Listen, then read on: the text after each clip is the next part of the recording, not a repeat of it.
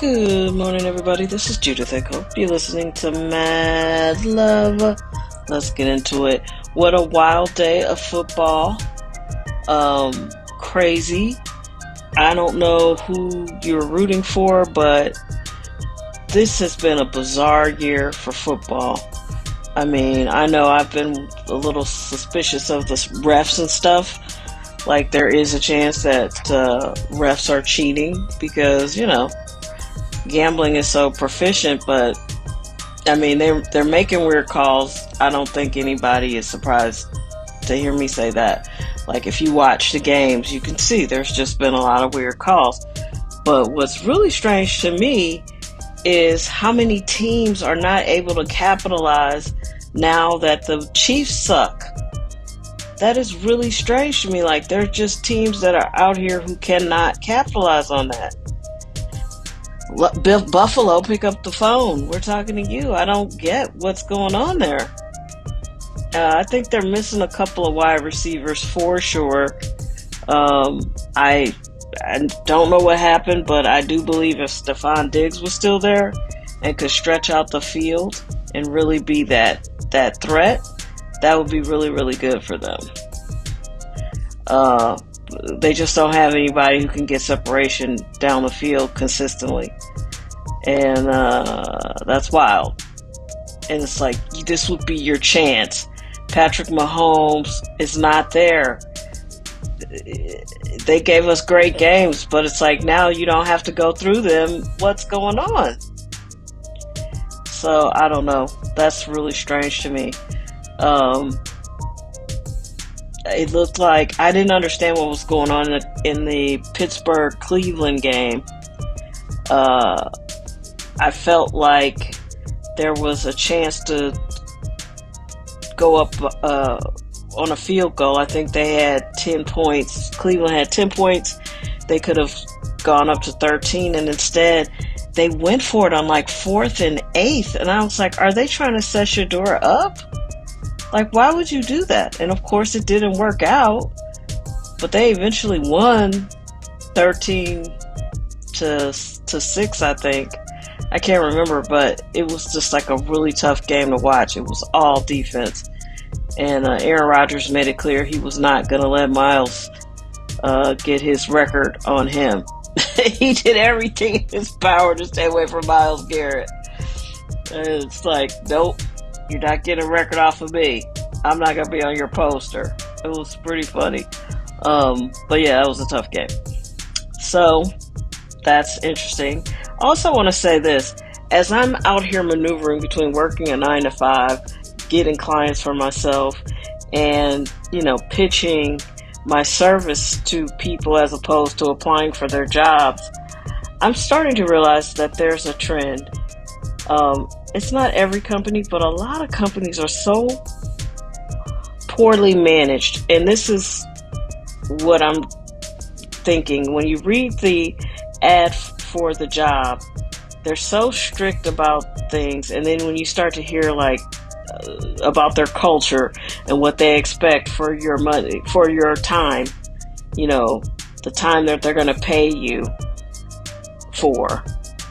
Their money goes for your time, and they set that amount, right? And I'm starting to feel like either something's changed, and I think this might be, those people who think Trump is onto something and his management style. But I think there are more people concerned about being in control of you than managing or leading you. Like, no one's talking, I can't say no one. A lot of companies that turn me off, that I don't even want to partner with them, I can tell they're not interested. They don't have a vision, and they don't have a leadership style. They're not leaders. They are more like they want to be your owner. You know what I mean? Like, they want you to show up. They don't want to discuss anything. If they value you high ranking enough to be flexible, they will with you. But for everybody else, there's this other set of rules, and you just have to follow them.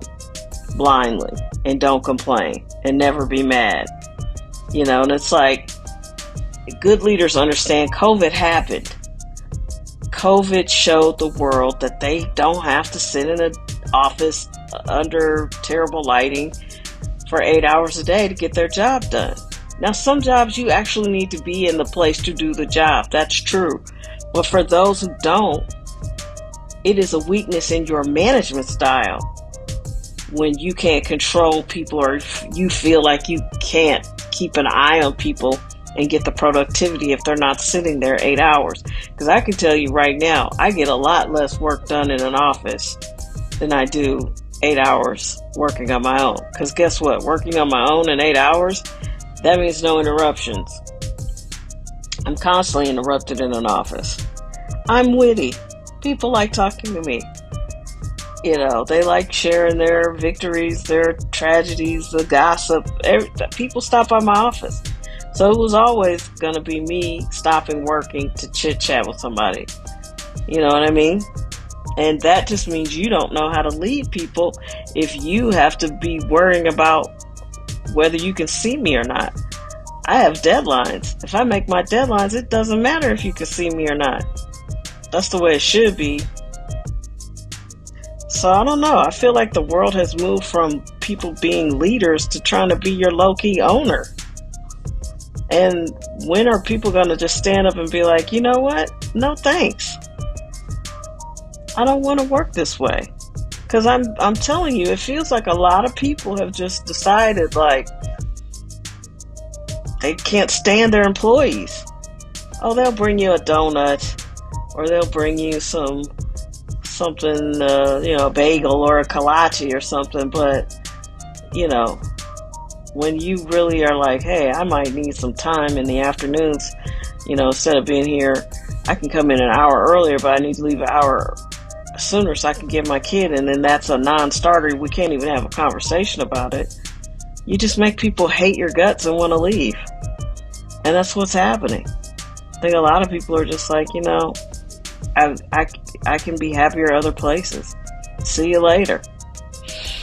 So, I don't know.